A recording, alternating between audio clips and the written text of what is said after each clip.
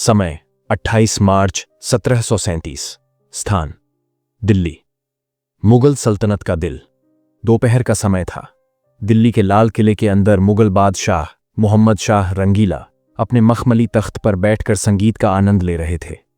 उनके चारों ओर दुनिया की सबसे बेहतरीन सुरक्षा थी। ऊंची ऊंची दीवारें, हजारों सैनिक और तोपों का वो जखीरा जो किसी भी सेना को मीलों दूर से राख बना सकता था। बादशाह को लगता था कि वो सुरक्षित हैं। उन्हें लगता था कि उनका दुश्मन अभी भी दक्षिण में 1000 मील दूर पुणे के पर्वतों में फंसा हुआ है। लेकिन बादशाह गलत थे, बहुत गलत। उसी समय लाल किले से कुछ ही मील दूर कालका देवी के मंदिर के पास धूल का एक ऐसा तूफान उठ रहा था जिसने सूरज की रोशनी को भी धुंधला कर दिया था। जमीन कांप रही थी। पक्षी आसमान त्याग कर भाग रहे थे। यह कोई आंधी नहीं थी, यह मौत थी। 500 अश्वों की नहीं, 50,000 मराठा अश्वारोहियों की एक ऐसी सुनामी जो रातों रात हवा से भी तेज रफ्तार से दिल्ली की दहलीज पर आ उपस्थित हुई थी। जब मुगल जासूसों ने यह खबर बादशाह को दी तो उनके हाथ से शराब का प्याला गिर गया। संगीत बंद हो गया। पूरे लाल किले में मातम जैसा सन्नाटा छा गया। वो आ गए? इतनी जल्दी? ये नामुमकिन है। अभी कल ही तो खबर मिली थी कि वो मीलों दूर हैं। ये खौफ, ये दहशत किसी आम सेनापति की नहीं थी। ये खौफ उस एक इंसान का था जिसका नाम सुनते ही मुगल अश्व पानी पीना त्याग देते थे। वो इंसान जिसने युद्ध के गणित को ही बदल दिया था। बाजीराव। इतिहास के पन्नों में सिकंदर महान का नाम दर्ज है, जिसने आधी दुनिया जीती लेकिन उसे वापस लौटना हुआ। नेपोलियन बोनापार्ट का नाम दर्ज है, जिसे हार का मुंह देखना हुआ। Julius Caesar, Genghis Khan, Hitler, दुनिया के सबसे विशाल तानाशाह और योद्धा कभी न कभी, कहीं न कहीं हारे जरूर। लेकिन भारत के इतिहास में 18वीं सदी के धूल भरे मैदानों में एक ऐसा योद्धा उदित हुआ जिसने हार शब्द अपनी डिक्शनरी से ही मिटा दिया था। 20 साल का करियर, 41 विशाल युद्ध, सैकड़ों छोटे संघर्ष और परिणाम 41-0। एक भी हार नहीं। न मुगलों से, न निजाम से, न पुर्तगालियों से, न अंग्रेजों से, न सिद्दी से। जो भी उसके सामने आया वो या तो झुक गया या मिट गया। आखिर यह कैसे संभव है? क्या वो इंसान था या कोई दैवीय शक्ति? आखिर उसके पास ऐसी कौन सी गुप्त तकनीक थी जिसने 200 साल पुरानी मुगल सल्तनत की नींव को हिलाकर रख दिया? आज इतिहास के पन्ने में हम उस धूल को साफ करेंगे जो इस महान योद्धा की तलवार पर जम गई है। आज हम जानेंगे उस अजेय बाजीराव की कहानी जिसने कटक से लेकर अटक तक भगवा ध्वज फहराया था। लेकिन सावधान रहिए, क्योंकि इस कहानी का अंत युद्ध के मैदान में नहीं बल्कि एक टूटे हुए दिल के साथ होता है। आज का हमारा सबसे अहम सवाल यही है, वो कौन सी एक गलती थी जो 41 युद्ध जीतने वाला यह योद्धा अपने निजी जीवन में कर बैठा, जिसने उसे मौत के मुंह में धकेल दिया। जब हम बाजीराव के बारे में सोचते हैं या जब हमें स्कूलों में उनके बारे में बताया जाता है तो हमारे दिमाग में एक बहुत ही सरल छवि बनती है। हमें बताया जाता है कि मराठा छापामार युद्ध में माहिर थे, जिसे मराठी में गनिमी कावा कहा जाता है। हमें लगता है कि बाजीराव की जीत का राज सिर्फ यही था, छिपकर वार करो और भाग जाओ, पर्वतों में छिप जाओ, दुश्मन को थका दो। इतिहासकार सालों तक यही लिखते रहे कि बाजीराव इसलिए जीतते थे क्योंकि वो मुगलों के भारी भरकम लश्कर के सामने कभी आते ही नहीं थे। वो बस रात में हमला करते थे और सुबह होने से पहले गायब हो जाते थे। यह व्याख्या सुनने में बहुत तार्किक लगती है। छत्रपति शिवाजी महाराज ने इसी तकनीक से एक स्वराज्य निर्मित किया था।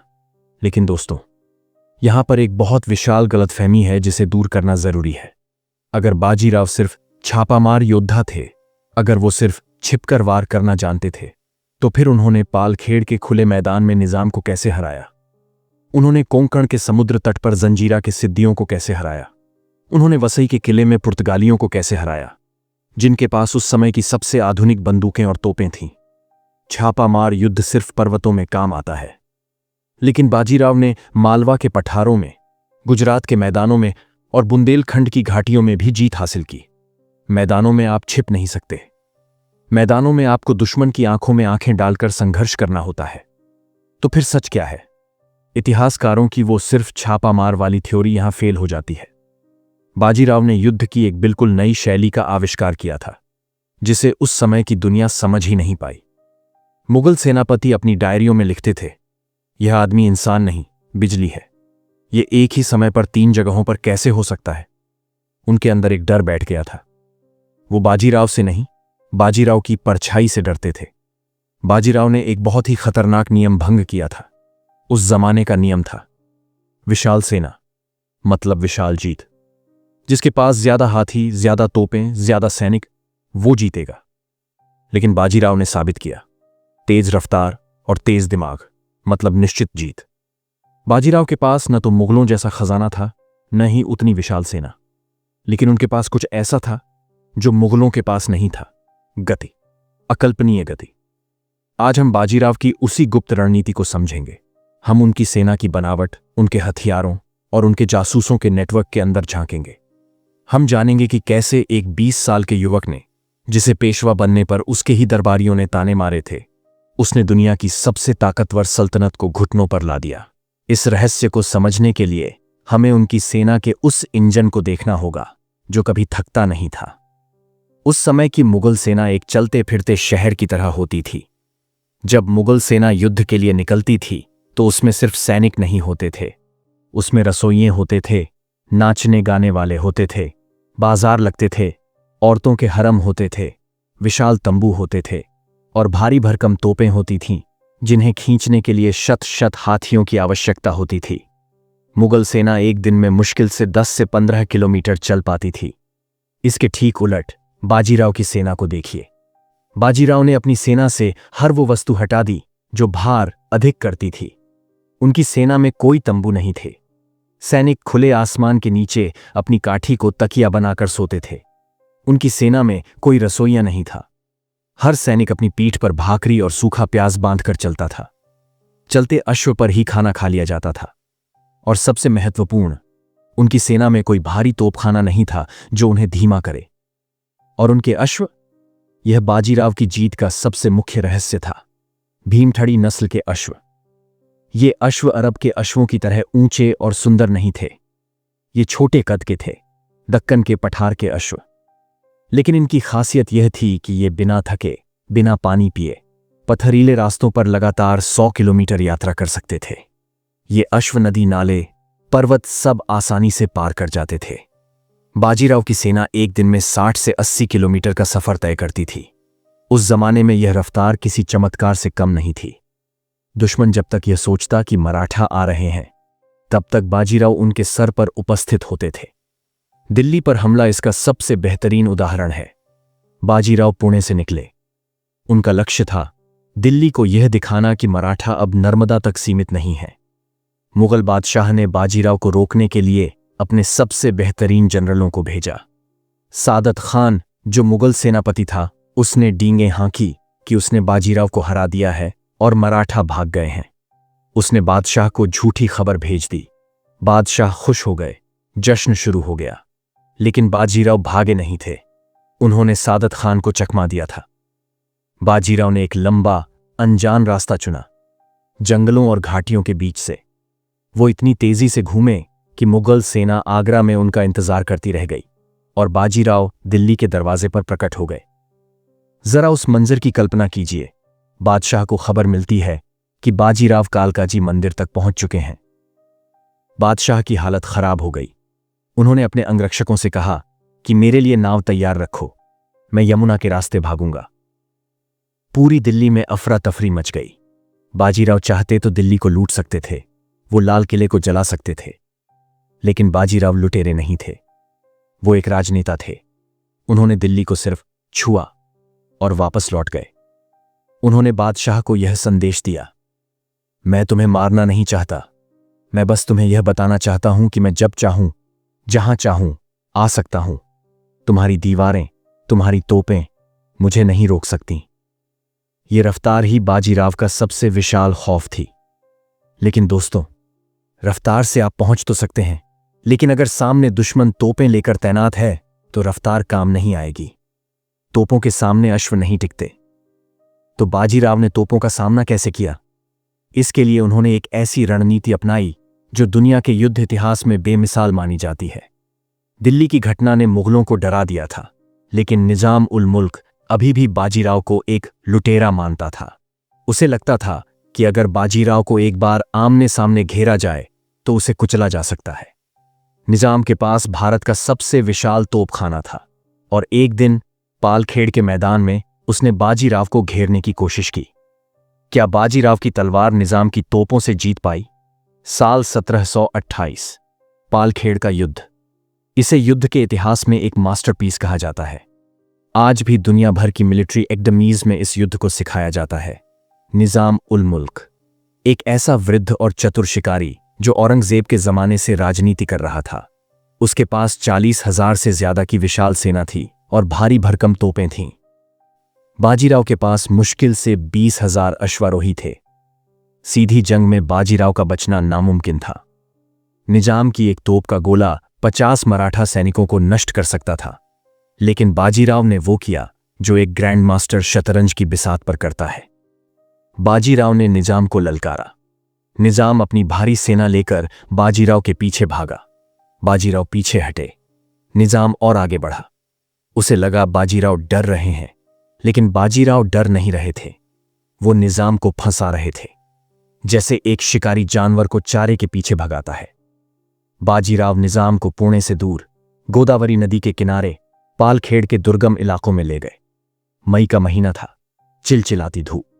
बाजीराव की सेना तो हल्की थी, वो आसानी से निकल गई, लेकिन निजाम की भारी सेना, उसके हाथी, उसकी तोपें, वो उस कठिन रास्ते में फंसने लगे।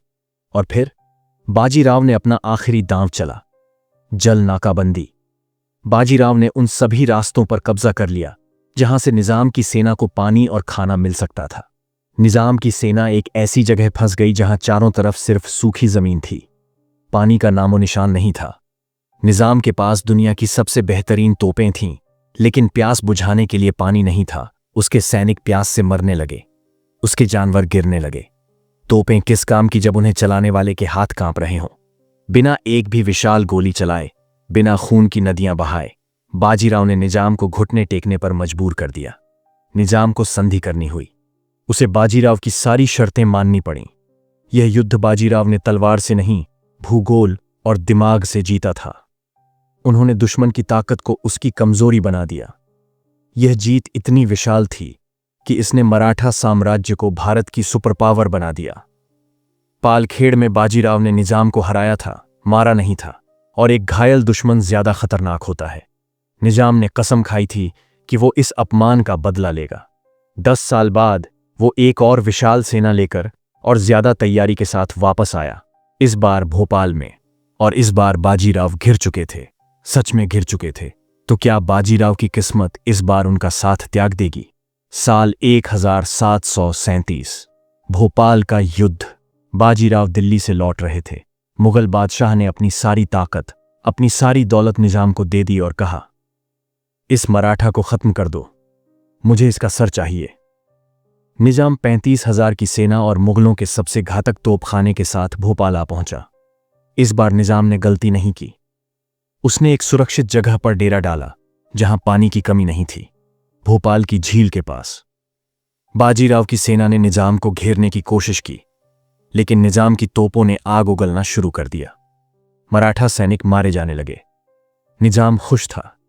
उसने बाजीराव को एक घेरे में फंसाने की योजना बनाई, लेकिन बाजीराव तो बाजीराव थे।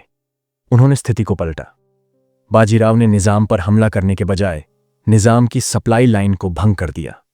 बाजीराव के भाई चिमाजी अप्पा ने एक विशाल सेना के साथ उन रास्तों को रोक दिया जहां से निजाम के लिए दिल्ली से रसद आ रही थी, और बाजीराव ने उन रास्तों को रोक दिया जहां से दक्षिण से मदद आ सकती थी। निजाम, जो खुद को सुरक्षित समझ रहा था, अचानक एक बहुत विशाल पिंजरे में बंद हो गया। भोपाल शहर के अंदर निजाम की विशाल सेना थी, लेकिन बाहर से एक दाना भी अंदर नहीं जा सकता था। दिन बीतते गए। निजाम के पास अनाज खत्म हो गया। सैनिकों ने अपने अश्वों को मारकर खाना शुरू कर दिया। फिर अश्व खत्म हो गए। सैनिकों ने वृक्ष की छालें खानी शुरू कर दी। भोपाल की वो खूबसूरत झील लाशों और गंदगी से भरने लगी। बीमारियां फैल गईं। निजाम की 35,000 की सेना जो बाजीराव को कुचलने आई थी, वो अब भीख मांग रही थी। निजाम ने संदेश भेजा, हमें जाने दो, हम हार मानते हैं। ये बाजीराव की सबसे अहम जीत थी। इस जीत ने मुगलों की रही सही कमर तोड़ दी। मालवा और नर्मदा और चंबल के बीच का पूरा इलाका मराठों के अधीन हो गया। बाजीराव ने साबित कर दिया कि वो सिर्फ भागने वाले योद्धा नहीं हैं, वो डटकर, घेर कर और रणनीतिक रूप से तोपों का मुंह बंद कर सकते हैं। 41 युद्ध, 41 जीत, एक ऐसा रिकॉर्ड जो शायद ही कोई भंग कर पाए। बाजीराव अब भारत के अघोषित सम्राट थे। लेकिन कहते हैं ना कि दीपक बुझने से पहले सबसे ज्यादा कंपन करता है। बाजीराव की तलवार की चमक के पीछे एक गहरा अंधेरा छा रहा था। एक ऐसा दुश्मन जो तोप या तलवार लेकर नहीं आया था, बल्कि प्यार और धर्म का वस्त्र धारण कर आया था। और इस दुश्मन से संघर्ष करना बाजीराव के लिए भी असंभव था। अब हम युद्ध के मैदान से हटकर बाजीराव के दिल के मैदान की ओर चलते हैं, क्योंकि बाजीराव को किसी बाहरी दुश्मन ने नहीं हराया, उन्हें हराया उनके अपनों ने। मस्तानी, बुंदेलखंड के राजा छत्रसाल की बेटी। जब बाजीराव ने राजा छत्रसाल की जान बचाई तो उन्होंने अपनी बेटी मस्तानी का हाथ बाजीराव को सौंप दिया। मस्तानी सिर्फ एक खूबसूरत महिला नहीं थी, वो एक योद्धा थी। वो बाजीराव की तरह ही अश्व की सवारी करती थी, तलवार चलाती थी और युद्ध के मैदान में उनके कंधे से कंधा मिलाकर अटल रहती थी। बाजीराव को मस्तानी में अपना अक्स दिखता था। वो उनसे बेपनाह मोहब्बत करते थे। लेकिन पुणे के परंपरावादी ब्राह्मण समाज के लिए मस्तानी सिर्फ एक मुस्लिम नर्तकी थी। पेशवा बाजीराव, जो ब्राह्मण थे, उनका एक ऐसी महिला से विवाह करना धर्मभ्रष्ट होना माना गया। और यहीं से शुरू हुआ बाजीराव का गृहयुद्ध। उनके अपने भाई चिमाजी अप्पा, जो उनके दाहिने हाथ थे, वो मस्तानी के खिलाफ हो गए। उनकी मां राधाबाई, जिन्होंने बाजीराव को योद्धा बनाया, वो मस्तानी को महल से बाहर निकालने की साजिशें रचने लगीं। उनके बेटे नाना साहेब मस्तानी को अपने पिता की कमजोरी मानने लगे। जरा सोचिए उस योद्धा की मानसिक स्थिति। एक तरफ वो पूरे हिंदुस्तान को जीत रहा है, मुगलों को हरा रहा है, हिंदवी स्वराज्य का सपना पूरा कर रहा है, और दूसरी तरफ जब वो थककर अपने घर लौटता है तो उसे शांति नहीं बल्कि ताने और नफरत मिलती है। उसे अपने ही घर में अपनी पत्नी से मिलने से रोका जाता है, मस्तानी को कैद कर दिया जाता है। बाजीराव, जो हजारों की सेना के सामने अकेले अटल रह सकते थे, वो अपने परिवार के आंसुओं और जिद्द के सामने हार गए। इतिहासकार मानते हैं कि बाजीराव की मौत किसी बीमारी से नहीं बल्कि टूटे हुए दिल और अत्यधिक मानसिक तनाव से हुई थी। वो शराब पीने लगे थे, वो अपने परिवार से दूर रहने लगे थे, वो युद्ध के मैदान में सुकून खोजते थे क्योंकि घर उन्हें काटता था। रावेरखेड़ी का वो काला दिन, 28 अप्रैल 1740। बाजीराव अपने एक अभियान पर नर्मदा नदी के किनारे रावेरखेड़ी में थे। उन्हें खबर मिली कि पुणे में मस्तानी को घर में कैद कर लिया गया है। वो पुणे जाना चाहते थे, मस्तानी को मुक्त कराना चाहते थे, लेकिन उनका शरीर अब जवाब दे रहा था। तेज बुखार, कुछ लोग कहते हैं लू लग गई थी, लेकिन कई इतिहासकार कहते हैं कि वो जीने की इच्छा ही खो चुके थे। महज 40 साल की उम्र में, सिर्फ 40 साल, वो योद्धा जिसने 20 साल की उम्र में पेशवाई संभाली और अगले 20 सालों में भारत का नक्शा बदल दिया, वो नर्मदा के किनारे अपनी मस्तानी का नाम पुकारते हुए हमेशा के लिए सो गया। खबर मिलते ही मस्तानी ने भी अपने प्राण त्याग दिए। बाजीराव की कहानी एक महान जीत की गाथा है, लेकिन एक महान त्रासदी भी है। उन्होंने हमें सिखाया कि रफ्तार और बुद्धि से किसी भी ताकत को हराया जा सकता है, लेकिन उनकी मौत ने हमें एक और कड़वा सच सिखाया कि दुनिया का सबसे विशाल योद्धा भी समाज की जंजीरें नहीं भंग कर सकता। वो तलवार से जीत गया, लेकिन नियमों से हार गया। सोचिए, अगर बाजीराव 20 साल और जिंदा रहते तो क्या होता? इतिहासकार कहते हैं कि अगर बाजीराव 1761 तक जिंदा रहते तो पानीपत का तीसरा युद्ध कभी नहीं होता। अहमद शाह अब्दाली कभी भारत में घुसने की हिम्मत नहीं करता। शायद मुगल साम्राज्य 18वीं सदी में ही पूरी तरह खत्म हो जाता और अंग्रेजों को भारत में पैर जमाने की जगह ही नहीं मिलती। शायद आज भारत का इतिहास, भूगोल और भविष्य सब कुछ अलग होता। एक इंसान की जल्दी मौत ने पूरे देश का भविष्य बदल दिया। बाजीराव पेशवा, वो तूफान जो बहुत जल्दी आया, सब कुछ बहा ले गया और उतनी ही जल्दी शांत हो गया। लेकिन उस तूफान की गूंज आज भी शनिवार वाड़ा के अवशेषों में और नर्मदा की लहरों में सुनाई देती है। श्रीमंत पेशवा बाजीराव बल्लाल, अजेय, अमर। तो दोस्तों, यह थी कहानी उस योद्धा की जो 41 युद्धों में कभी नहीं हारा। बाजीराव पेशवा की जिंदगी का कौन सा पहलू आपको सबसे ज्यादा हैरान करने वाला लगा? उनकी बिजली जैसी रफ्तार जिसने दिल्ली को हिला दिया, उनकी पालखेड़ की रणनीति जिसने निजाम को प्यासा मार दिया, या फिर मस्तानी के साथ उनकी अधूरी प्रेम कहानी और समाज से उनका संघर्ष? अपने विचार कमेंट्स में जरूर लिखें। मैं हर एक कमेंट पढ़ूंगा। और एक सवाल आपके लिए त्याग कर जा रहा हूं, अगर बाजीराव को उनके परिवार का साथ मिला होता और वो 20 साल और जिंदा रहते, तो क्या अंग्रेज भारत पर कभी राज कर पाते? अपनी राय जरूर बताएं। भारत के ऐसे ही अनकहे, अनसुने और रोमांच से भर देने वाले इतिहास को जानने के लिए आपके अपने चैनल इतिहास के पन्ने को अभी सब्सक्राइब करें और बेल आइकॉन दबाएं। मिलते हैं अगले वीडियो में एक और नए रहस्य के साथ। जय हिंद।